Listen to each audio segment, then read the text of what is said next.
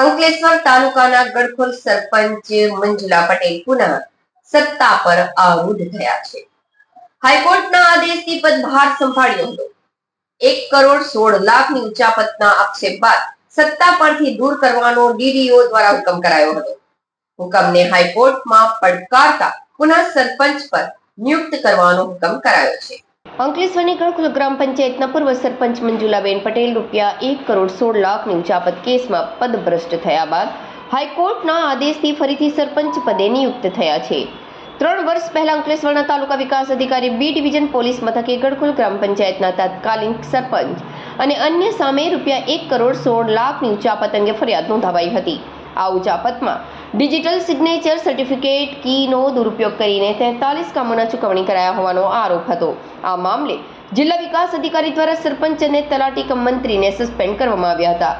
જો કે આ સસ્પેન્શનના નિર્ણયને હાઈકોર્ટમાં પડકારવામાં આવ્યો હતો. હાઈકોર્ટ સુનાવણી હાથ ધર્યા બાદ મંજુલાબેન પટેલે સરપંચ પદે ફરીથી નિયુક્ત કરવાનો આદેશ આપ્યો હતો. હાઈકોર્ટના આદેશ